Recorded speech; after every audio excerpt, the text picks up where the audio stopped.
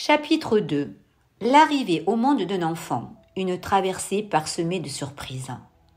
Le plus grand héritage qu'un parent puisse laisser à sa descendance est le souvenir de son amour. Le reste n'a aucune valeur. Auteur anonyme. Grand 1. Un grand bouleversement d'où émergent des fragilités. La naissance d'un premier enfant génère toujours de vives émotions. Le parent n'est jamais totalement préparé à ce grand bouleversement. Inévitablement, au cours du processus de maternité et autour de la naissance, la future mère s'expose à vivre de nombreuses turbulences.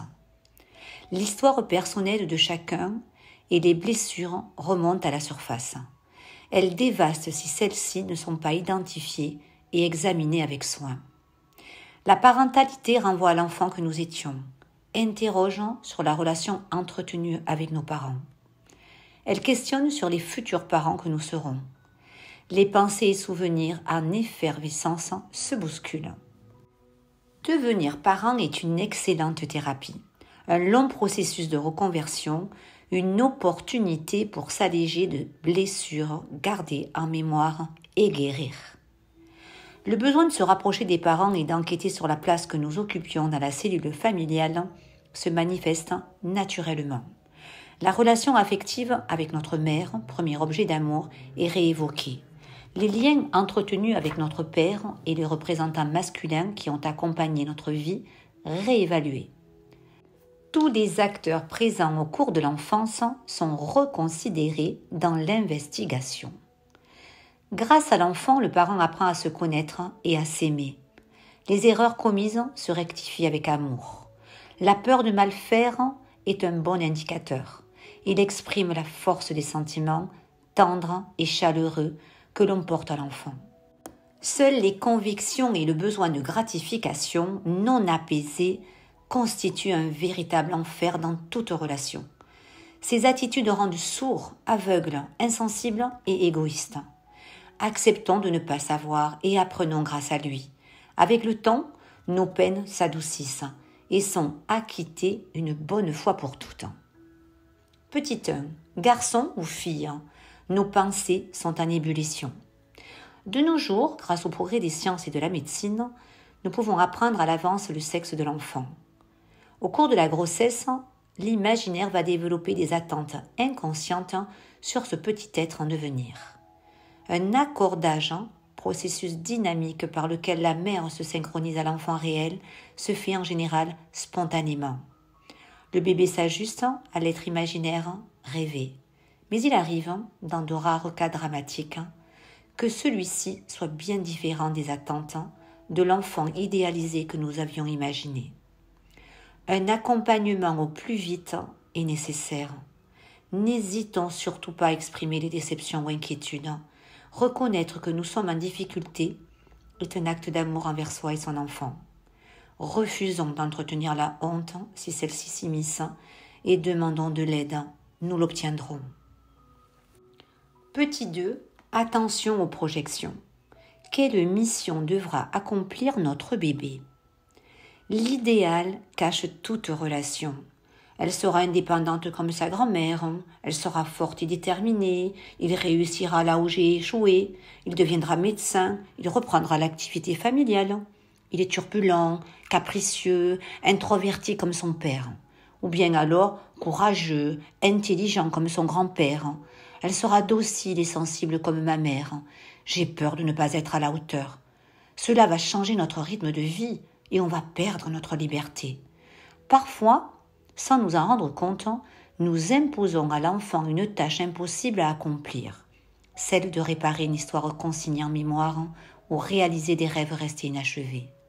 Lourde responsabilité qu'il n'a pas apportée.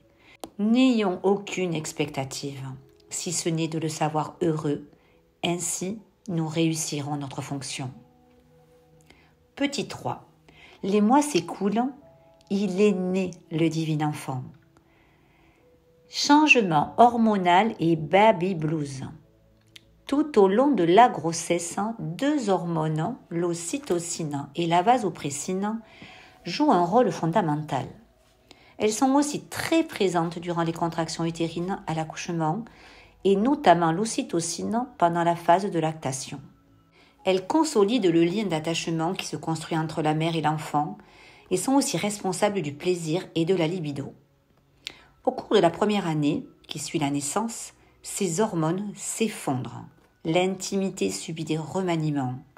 La fatigue, la douleur, l'appréhension post-accouchement contribuent également à réfréner le désir sexuel. C'est l'occasion de raviver la libido. Il suffit de la stimuler en conscience, de faire preuve d'imagination, de complicité et d'ingéniosité.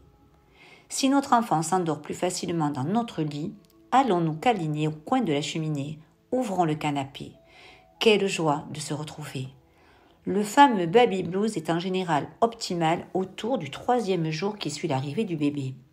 Les jeunes mamans expriment des craintes et parfois des angoisses avec des manifestations physiques comme des crises de larmes, des plaintes somatiques et des troubles du sommeil.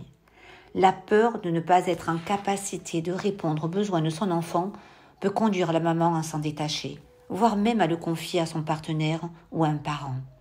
Aidons-la. Cette période délicate peut provoquer une décompensation psychique.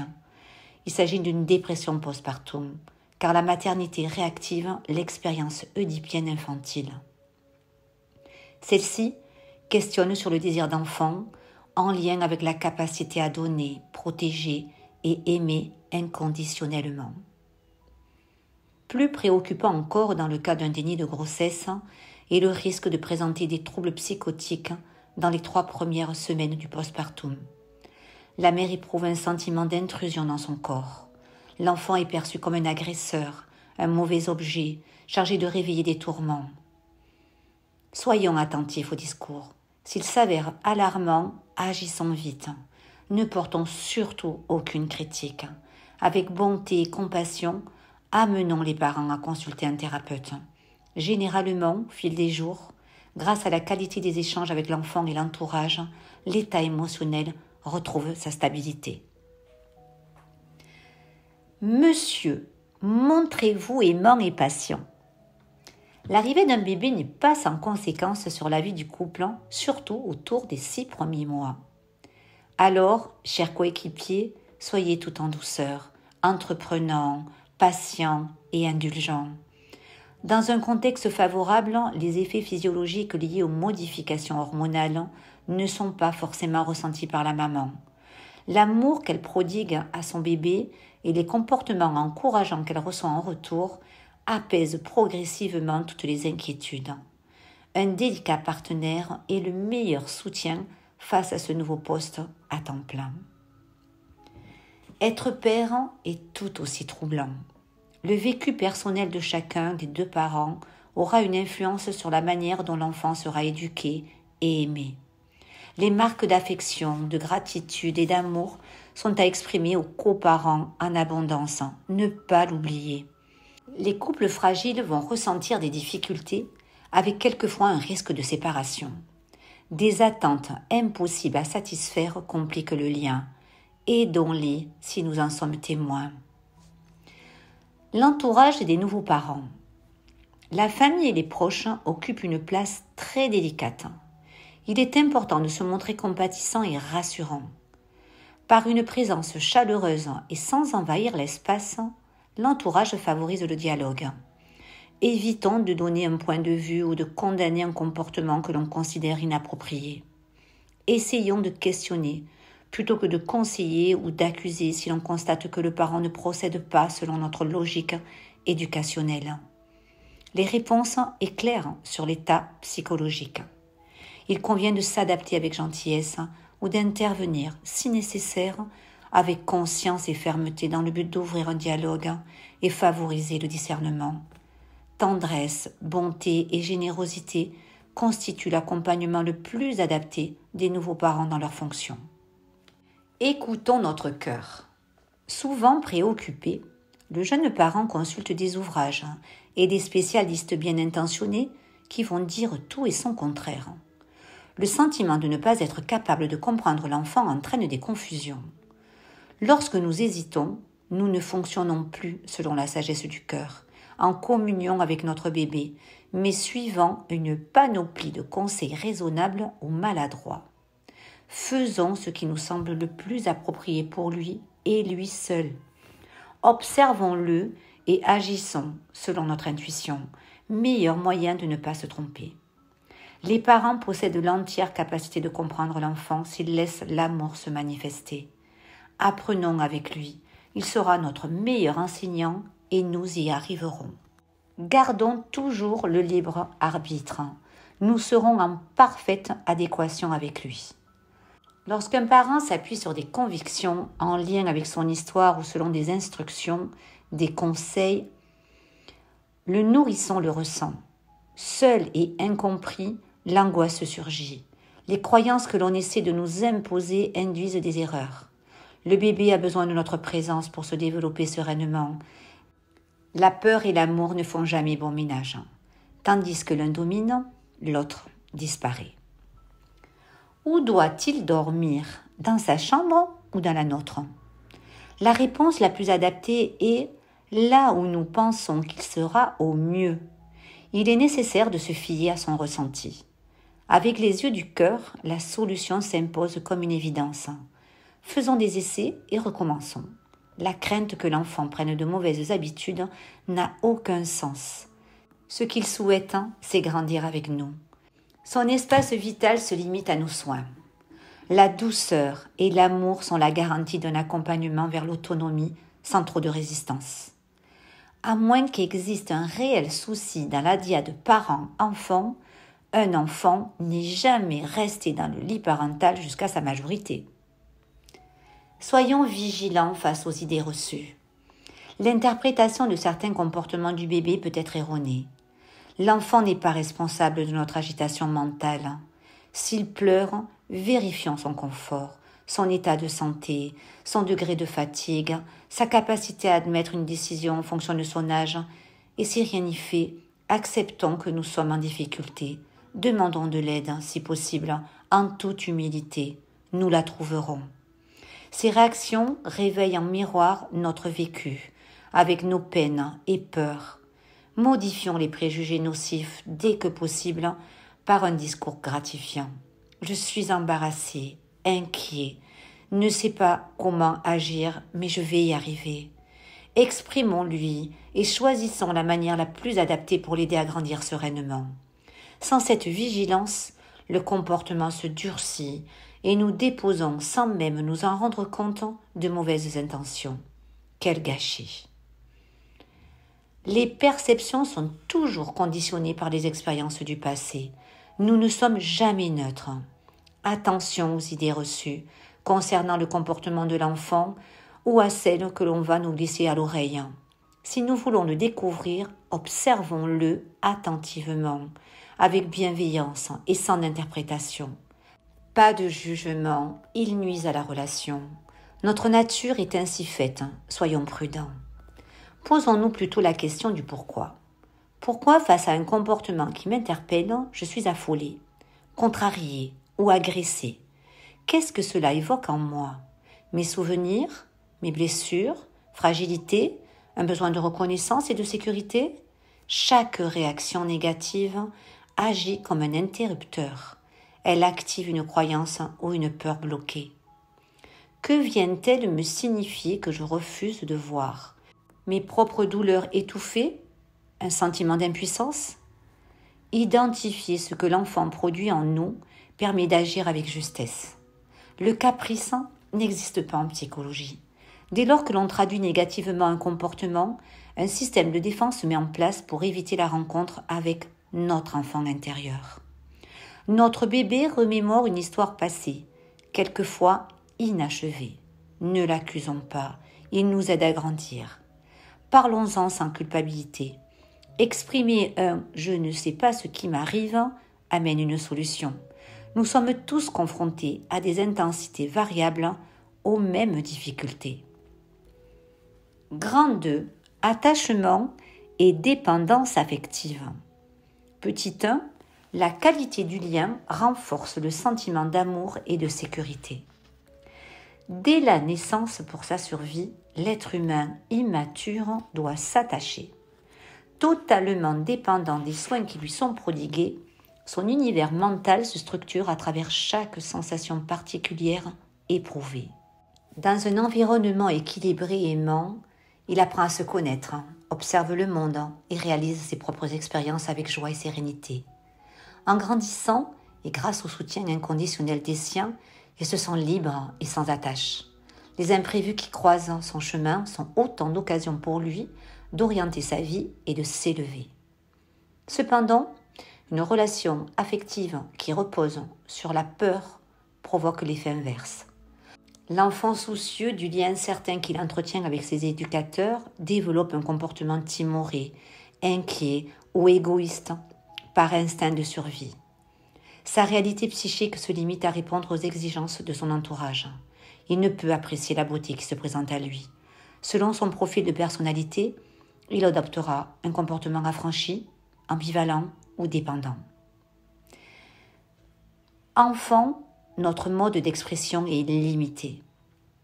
Au cours des échanges précoces parents-enfants, le sentiment de sécurité se renforce ou se fragilise.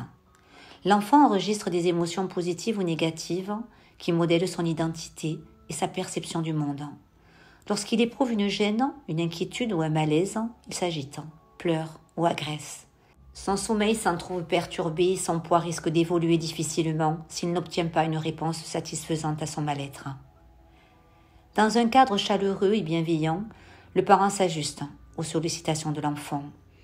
Le contact physique procuré par la douceur des soins, les moments de tendresse au cours de l'allaitement, la solidité du maintien lors du portage, les rires et la complicité sont les ingrédients majeurs qui contribuent à son bon développement. La nature des échanges laisse des empreintes émotionnelles qui conditionnent les futures relations. Chaque petit homme manifeste des besoins différents. Certains, dotés d'un appétit gourmand, se contentent de l'arrosage d'amour qui leur est adressé pour réaliser leur première expérience et s'éveiller à la vie.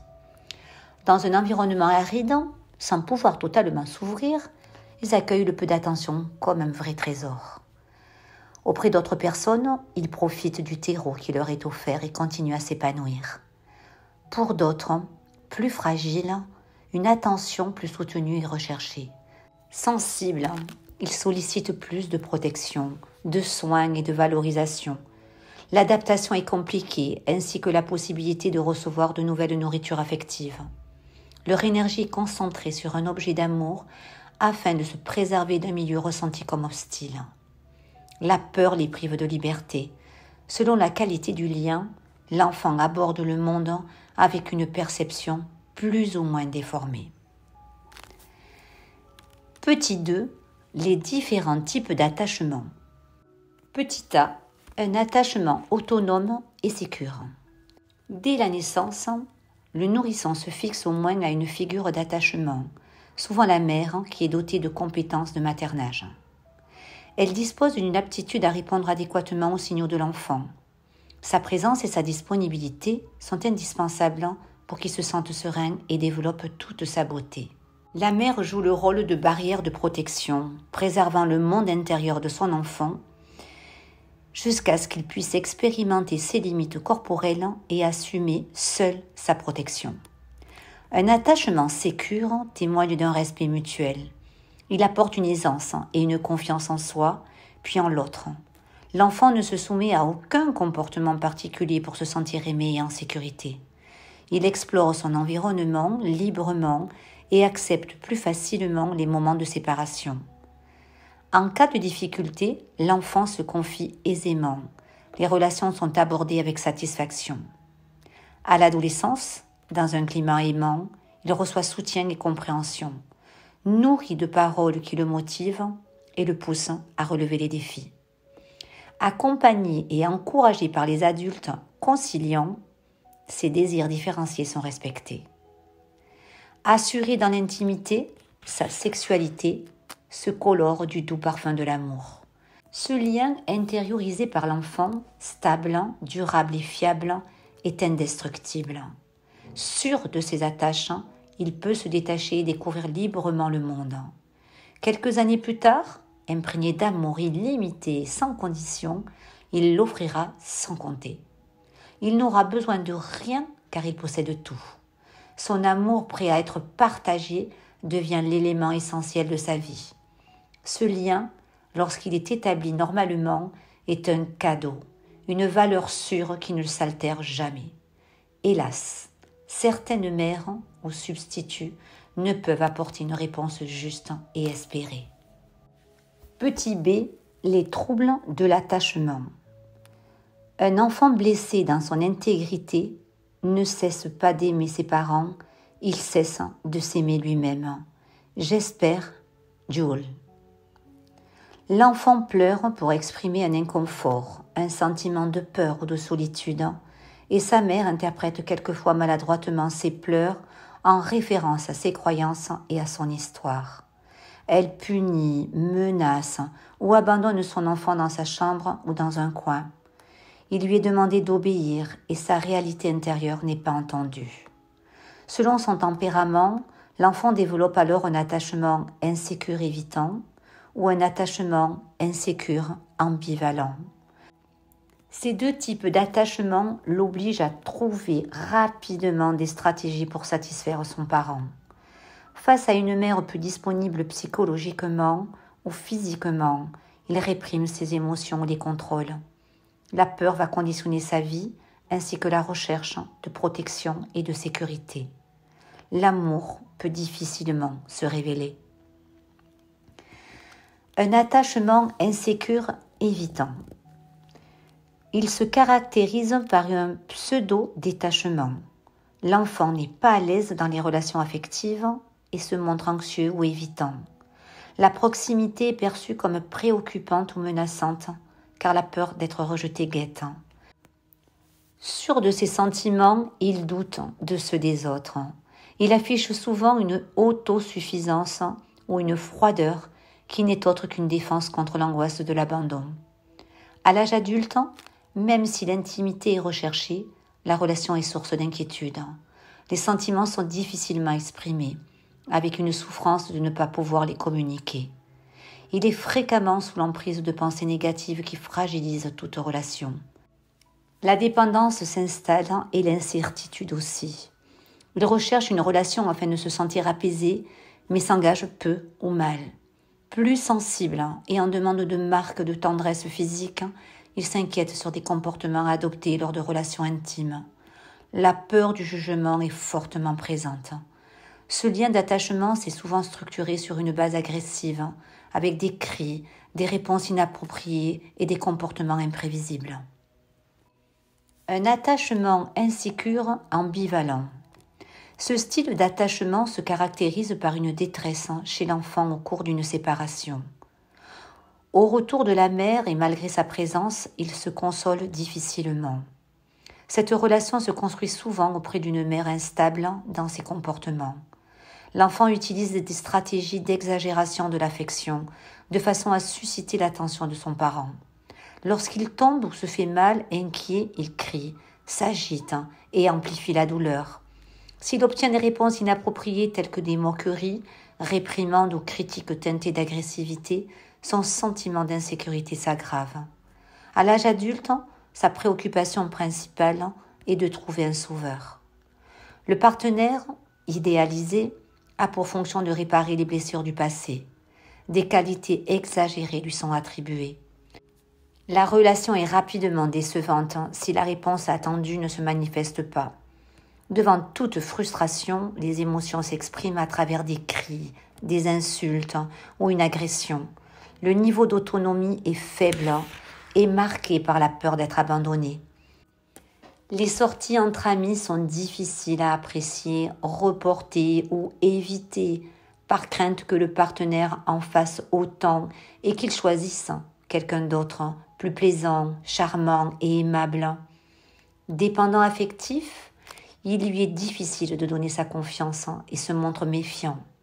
Pour être aimé, il compose un personnage. L'intimité est rejetée ou recherchée pour être rassurée.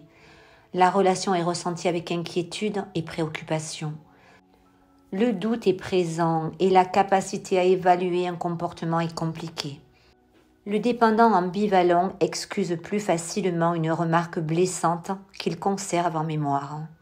Un insatiable besoin d'être rassuré avec la peur en toile de fond complique toute relation. Un attachement désorganisé. Ce style d'attachement est un facteur à risque pour le développement personnel et social de l'individu. On repère souvent ce lien dans les familles où règne la maltraitance et les négligences. Face au comportement de l'enfant, la mère ou son substitut répond par des conduites imprévisibles. Le monde intérieur de l'enfant, déjà fragile, se construit avec un sentiment de vide et un stress constant. Affamé de tendresse et d'affection, l'enfant nourrit un doute sur ses capacités à être aimé. Adulte, les réactions seront contradictoires ou incompréhensibles devant des manifestations d'amour bienveillantes. Ce dernier surprend par une agressivité ou une attitude déconcertante. Le partenaire est mis à l'épreuve et les signes d'empathie sont quasi inexistants. Lorsque la personne s'attache, elle imagine un personnage parfait, idéalisé de son partenaire, capable de la combler. La relation peut difficilement évoluer. Afin de déployer l'aptitude à aimer dont nous sommes tous dotés, le petit homme doit traverser le monde de l'enfance dans les meilleures conditions. Petit 3, nous pouvons guérir. La prise de conscience de nos carences affectives, innées ou acquises, apporte la guérison.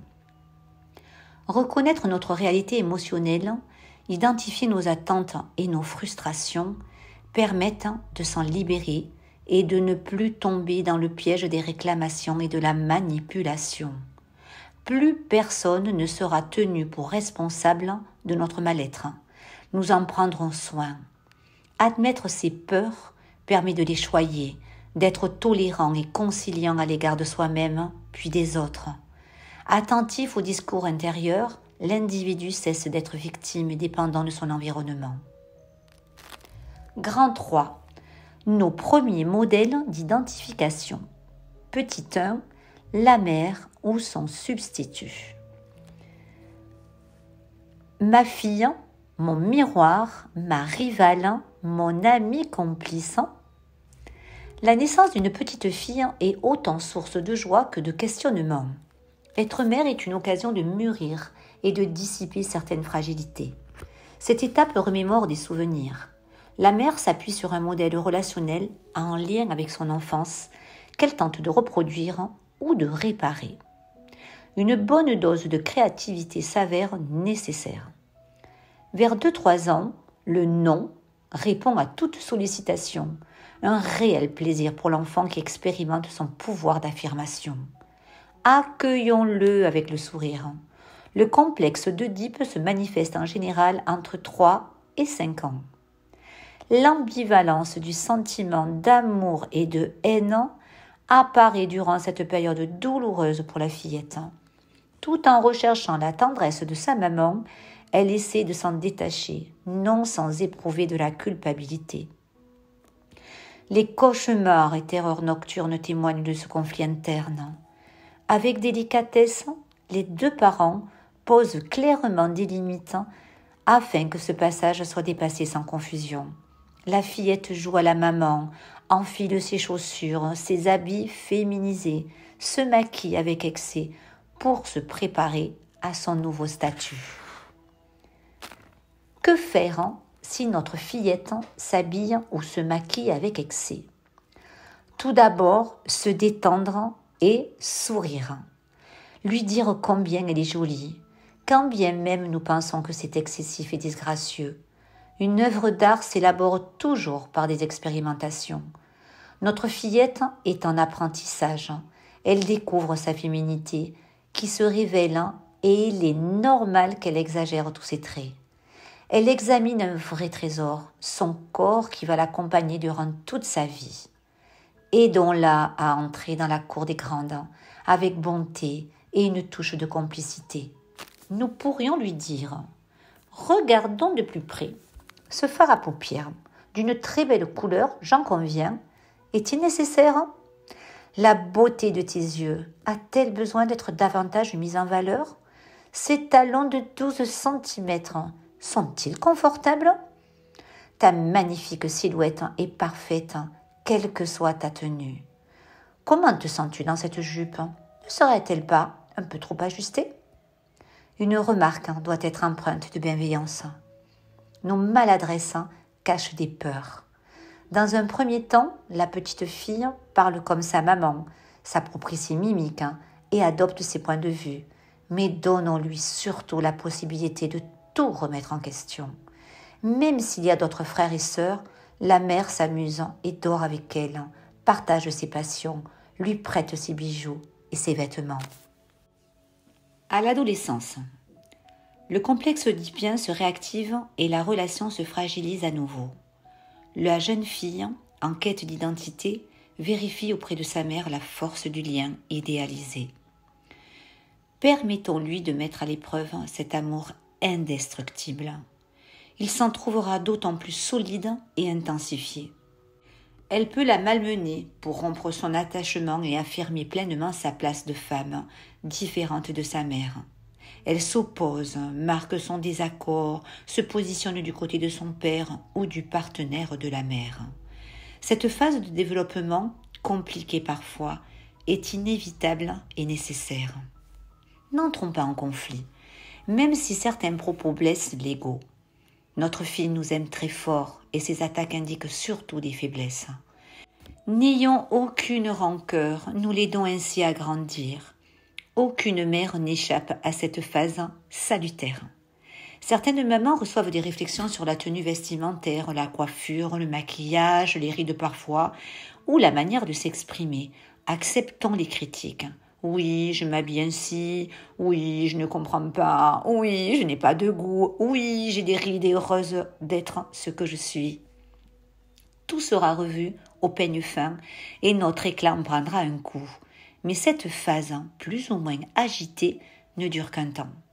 Prêtons attention à nos paroles. Nous sommes tous formatés par des jugements, des croyances et des valeurs selon nos expériences et personnalités. Ces convictions ne sont pas une réalité. Notre fille nous pose un défi.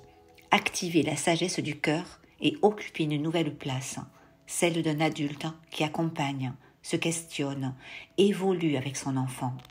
La perfection n'existe pas. Elle appartient au registre de l'ego.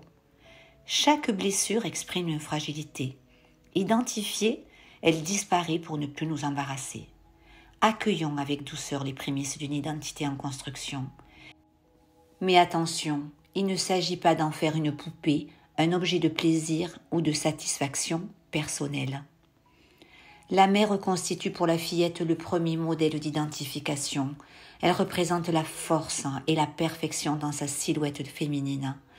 La complicité s'installe lorsque celle-ci l'invite avec joie dans son monde féminin et lui prête de délicates attentions. Elle lui accorde du temps pour échanger avec elle sur tous les domaines. Les marques d'attention sans critique ni jugement permettent à l'enfant de se développer pleinement. Elle s'oppose. Certaines mamans sont choquées ou troublées devant des manifestations féminines opposées à leur schéma et réagissent agressivement. Blessées, en quête de réparation, elles recherchent à travers leur enfant une valorisation, souhaitent qu'elle devienne une copie conforme, prolongement d'elle-même. Des conduites intrusives ou accusatrices sont les signes d'une perturbation psychique de la mère. Les attaques verbales font perdre de la confiance en soi et génèrent des troubles de l'identité. La relation évolue alors avec des tensions et des risques d'éloignement. Angoissée ou révoltée, l'enfant se sent confuse et incomprise. Elle affirmera sa personnalité en refusant toute ressemblance à l'image de sa mère et rejettera les attributs d'une féminité apparente. Laissons-la évoluer en fonction de ses goûts et de ce qu'elle est. Le simple fait d'être conscient de nos réactions permet de modifier notre comportement. Rivalité, jalousie, remarque et intrusion. Souvent tabou, il arrive malheureusement que la rivalité de la mère à l'égard de sa fille menace la relation. Elle jalouse sa beauté, sa jeunesse, ses amis et son insouciance. Celle-ci craint d'être évincée et que son enfant occupe sa place. C'est pourtant impossible. Honte et culpabilité fortement ressenties gâchent la relation. En conscience, tout peut s'améliorer. Autre situation rencontrée, parfois dramatique. L'enfant réveille parfois des souvenirs restés inachevés dans la mémoire. Attention, il n'est pas question de vivre par procuration pour compenser une enfance abîmée. Permissive, il se peut que l'on incite l'enfant à fréquenter des endroits pour lesquels cette dernière n'est pas préparée. Une pseudo-complicité risque de la mettre en danger. N'insinuons jamais que cela n'est pas normal de rester à la maison, de ne pas sortir avec ses camarades, de ne pas avoir une relation amoureuse, quel que soit son âge, si elle n'en manifeste pas le besoin. Prudence avec nos suggestions et réflexions. Notre fille évolue à son rythme, respectons-la sans jugement. Elle n'a pas non plus besoin d'entendre des confidences ou préoccupations sur la vie intime de sa mère. Préserver son jardin secret et ne pas tout confesser est aussi nécessaire à son bon développement. Au cours de ce long processus, la mère devra accepter l'éloignement de sa fille. Celle-ci garde des distances, se montre secrète, parfois agressive ou maladroite. Elle se livre à des expériences, les siennes, pour mieux retrouver une mère non plus idéalisée, mais telle qu'elle est, un être humain avec ses faiblesses, ses qualités. Notre enfant nous met à l'épreuve, mais c'est grâce à elle qu'une révolution intérieure va se produire. Une relation mère-fille est un lien d'amour inconditionnel. Petit 1, mère-fils, un amour caractéristique. L'arrivée d'un garçon est une expérience particulière. La mère abrite en elle le sexe opposé qu'elle méconnaît. Le fils représente l'homme parfait qu'elle va soutenir et qui va conquérir le monde pour elle. Des images mentales se mettent en route. Ce garçon peut avoir une fonction, celle de réparer ce que la mère n'a pu régler, ses souffrances. En soi, c'est son double au masculin. En donnant naissance à son fils, la mère accède à une nouvelle planète, celle des hommes. Les interrogations et les préoccupations fusent déjà à la maternité autour de la toilette avec la question du décalotage, quelque peu embarrassante. Ce nouvel apprentissage demande de douces attentions. Si l'intuition suffit pour s'occuper de la fillette, il en est autrement concernant le garçon. Premier objet d'amour, la mère constitue un modèle sur lequel vont s'établir toutes les relations futures et tout particulièrement les relations amoureuses. Dans un contexte aimant, l'enfant grandit à son rythme, sans se soucier du temps. Sa relation fusionnelle et complémentaire lui apporte un réel épanouissement et, contrairement à la fillette, il sait qu'il comble pleinement sa mère. Différente de lui, elle apaise toutes ses tensions et répond à ses besoins. Autour de 2-3 ans, le spectre de l'Oedipe ne doit pas empêcher la mère de l'aimer sans limite. Le petit garçon rêve de se marier avec elle, la séduit et souhaite évincer son père pour prendre sa place. Spontanément, il est prêt à le remplacer et à devenir l'amoureux de maman. Le père devient un modèle qui l'imite et un rival qu'il veut détrôner. Ne laissons aucune équivoque. Dès 2 ans, un garçon a besoin de tester son autonomie. Avec émerveillement, il grimpe et arpente de nouveaux territoires. Puis, autour de 5-6 ans, une certaine pudeur à respecter apparaît. Leurs pulsions sont en éveil et le refus de câliner leur maman montre combien ils sont troublés devant un désir naissant où règne la frustration. Il se peut aussi qu'il ait un comportement plus chaleureux et plus présent. Esquivons avec tact ces insistants gestes affectueux. Apportons sans retenue douceur, tendresse et réconfort à notre enfant. Il deviendra un homme qui assumera ses 2 composantes, féminine et masculine. La mère peut aussi dormir avec lui quand il est malade ou inquiet. Présente et bienveillante, elle procure à son fils une solide base de sécurité et l'audace d'expérimenter la vie. Il doit pouvoir se détacher totalement de sa mère sans se soucier de son équilibre. Les échanges entretenus ensemble sont une occasion de comprendre la femme, l'amour et les mystères de la vie. La mère éduque son fils et encourage ses vertus essentielles pour construire des relations basées sur la compassion, le respect et la liberté. Tous les enfants bénéficient d'un passeport qui certifie leur aptitude à entrer dans le monde masculin ou féminin. Ce passeport est validé par le parent du même sexe, puis confirmé par le second parent. On n'y échappe pas. Petit 2, la fonction du père, une présence salutaire. Un père présent dans la dyade mère-enfant joue un rôle fondamental. L'identité masculine se transmet de père en fils. En acceptant son fils dans le club des hommes, le père établit et renforce le lien. Il offre à son enfant la possibilité de s'engager assurément dans la vie. Il existe 3 dimensions du père, le réel, l'imaginaire et le symbolique. Celui-ci occupe en général les 3 fonctions. Une relation instable avec le père ou son représentant peut provoquer un trouble. Pour se préserver, l'enfant va dissocier alors les 3 dimensions. Le père réel est celui qui est présent au quotidien. La plupart du temps, le géniteur ou un parent très proche, partenaire, grand-père, oncle ou frère, aîné. Son timbre de voix, déjà in utero, puis son toucher, son odeur, sa façon de porter l'enfant dès les premiers jours laissent une empreinte. Le père symbolique est introduit par la mère dans son discours. Avec amour, la mère valide la place du père, et ce malgré les imperfections de celui-ci. Le père imaginaire est la construction de l'image idéalisée d'un père selon l'enfant, en fonction des interactions qu'il aura avec ce dernier. Grâce à son père, tiers séparateur, l'enfant comprend qu'il n'est pas tout pour sa mère. Libéré, il s'ouvre à la vie passionnément. Un père offre à son enfant la possibilité de vivre totalement ses expériences. Ensemble, ils s'interrogent sur tout, partagent sans retenue une relation complice. Mais il arrive que le père se sente en difficulté pour occuper sa fonction dans la triade père, mère, enfant. Sollicitons-le sans l'accabler. Petit 2, père-fille, un amour absolu. Dès la naissance, la fillette entre en contact avec ce tiers. De plus en plus présent dans la dyade mère-fille, le père accentue chez la fillette son sentiment de sécurité. Grâce aux échanges positifs entretenus avec lui, la confiance en soi se construit.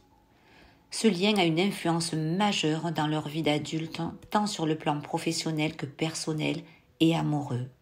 La jeune fille éprouve pour son père un amour inconditionnel et une admiration sans faille.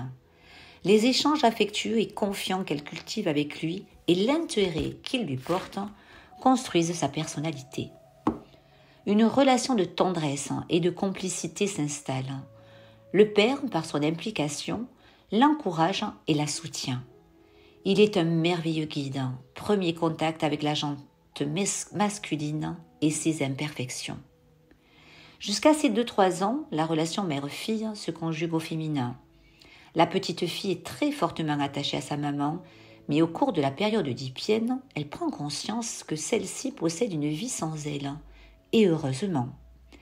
Elle se rend compte qu'elle est une personne à part entière, et non une copie conforme de sa maman.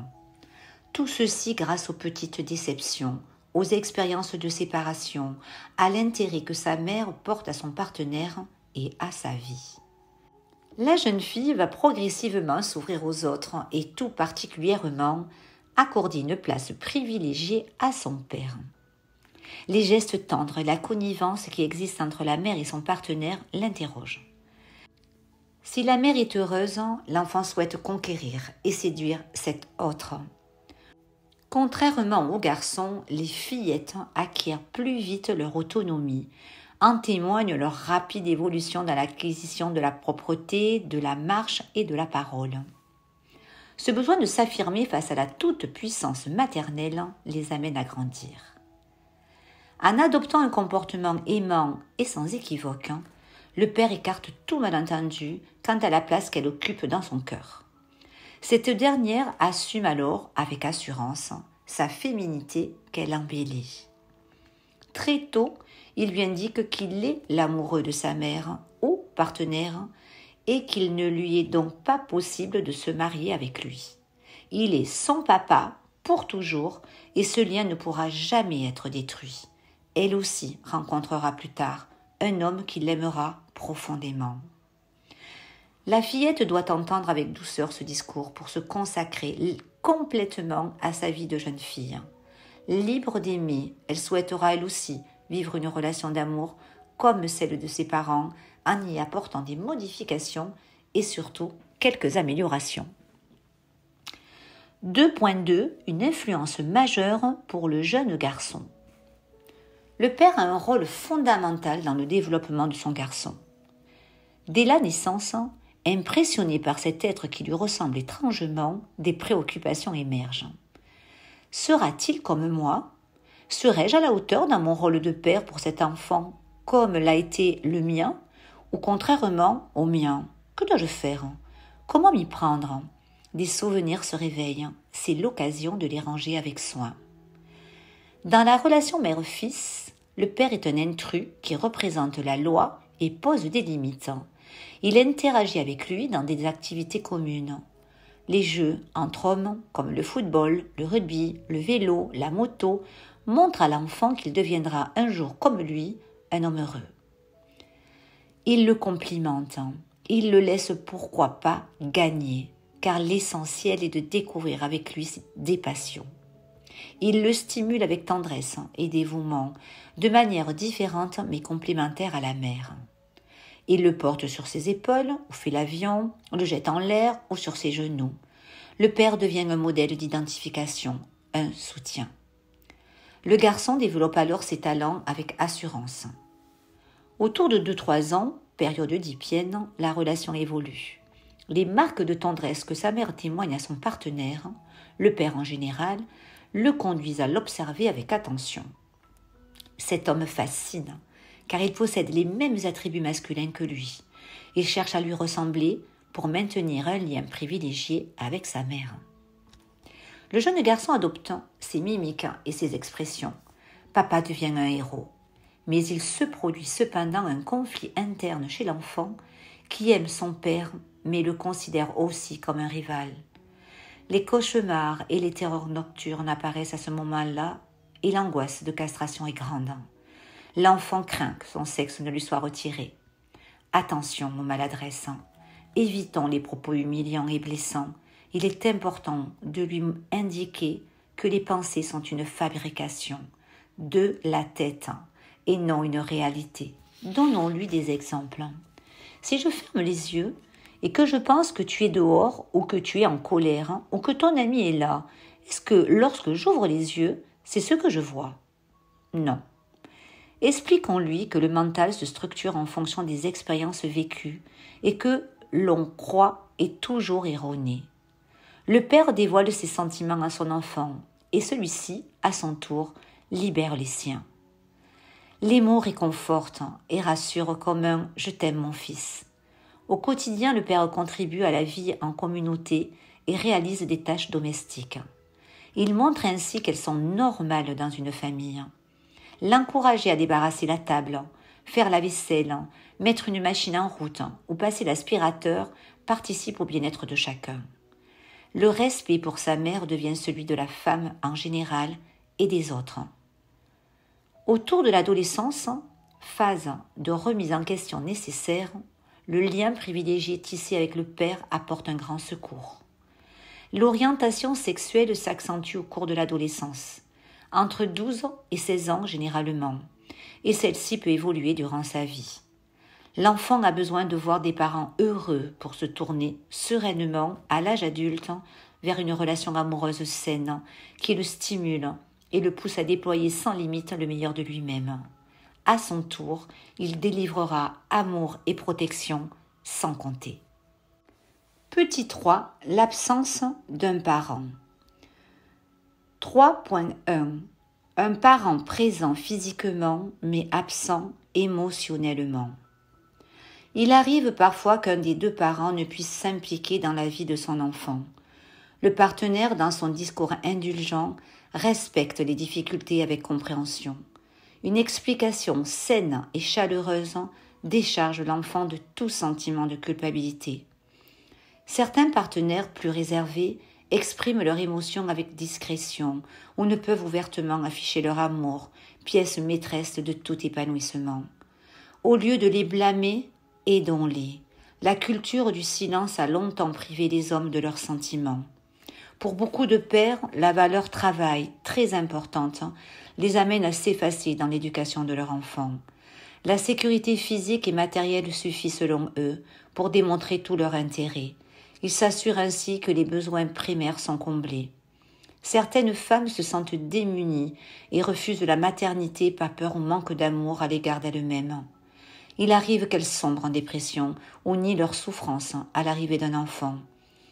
Le mental a mémorisé des épisodes douloureux et elle pense ne pas être capable d'identifier les besoins.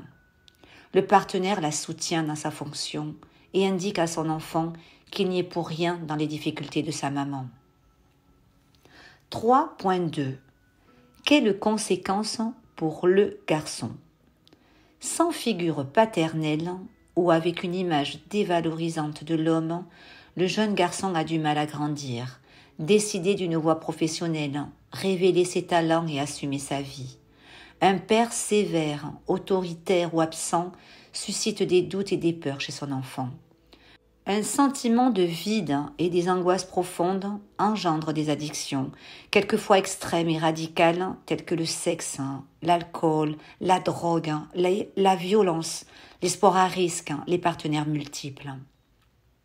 Il risque d'être attiré par des groupes radicaux pour trouver une sécurité, un cadre rassurant qui lui a douloureusement manqué. Les sectes en font partie. Beaucoup intègrent l'armée ou une organisation structurée. Devant une mère malheureuse, insatisfaite et frustrée, le jeune garçon peut s'empêcher de nouer des liens avec son père et le considérer comme tel. Cette dernière doit montrer à son fils le bonheur et la joie d'occuper sa fonction, mais aussi d'être une femme accomplie. Dans le cas contraire, s'il pense qu'elle n'est pas comblée, il mettra tout en œuvre pour la réparer. À l'âge adulte, ce dernier peut refuser de s'engager dans une relation, habité par la crainte de ne pas être à la hauteur et la culpabilité de s'éloigner de sa mère. Distant et méfiant à l'égard des autres femmes, il joue le grand séducteur et agit sans scrupule pour renflammer ses conquêtes et se rassurer.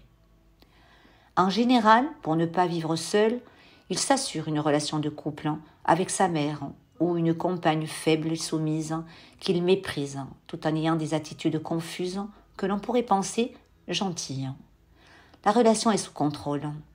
Il essaie de plaire, de dominer sa partenaire en la dévalorisant, ou à l'inverse se soumet totalement aux impératifs d'une femme tyrannique, dépressive ou perverse, parfois de peur de la perdre.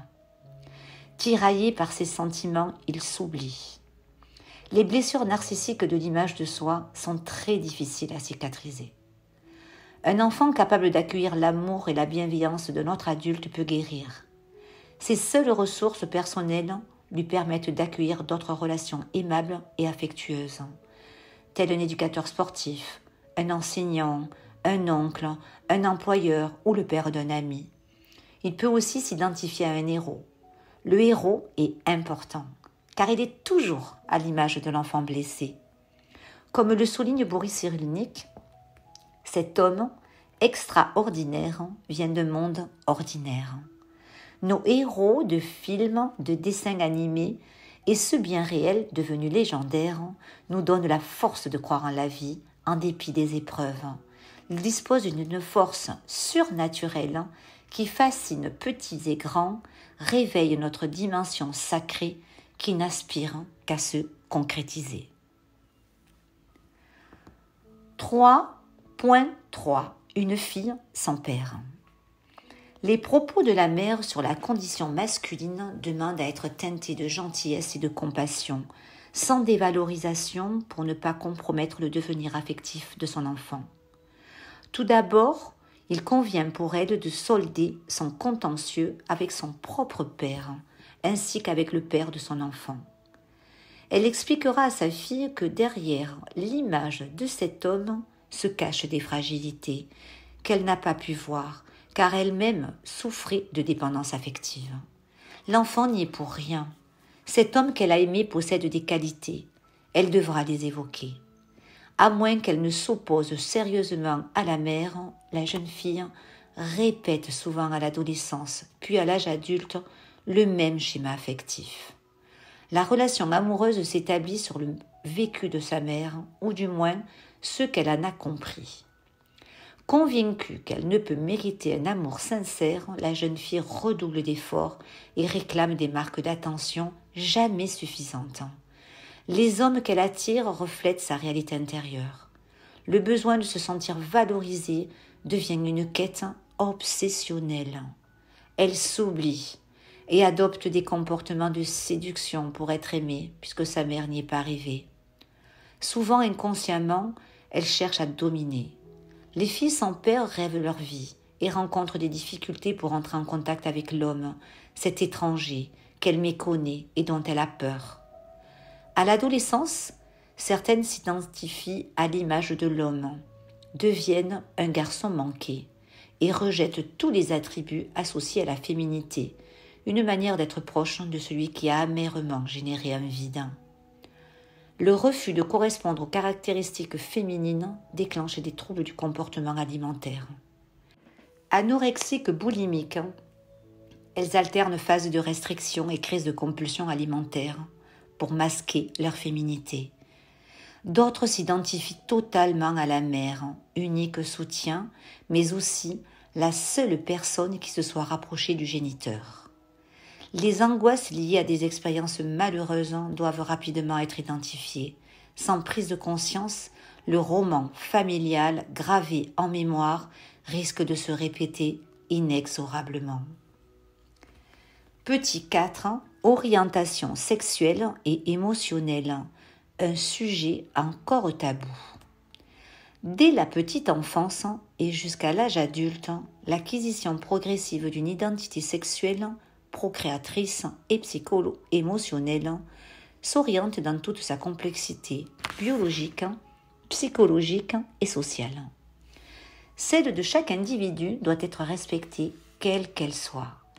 Il est important d'en parler sans tabou, sans inquiétude ni gêne, et de rompre le poids de l'éducation, des schémas mentaux et des croyances qui privent l'enfant de son autonomie psychique et physique. La pression sociale génère des comportements préoccupants et violents parfois. Développons avec tendresse et sagesse nos qualités de cœur. Abordons la situation avec une écoute compréhensive et cordiale si nous sommes gênés ou préoccupés. En agissant avec le cœur, tous les obstacles sont surmontés. Reconnaître une identité, une sensibilité ou une quelconque particularité, c'est ajouter une nouvelle palette de couleurs à la vie. Assumer sa singularité, c'est s'élever. La différence est une richesse, l'intolérance une maladie.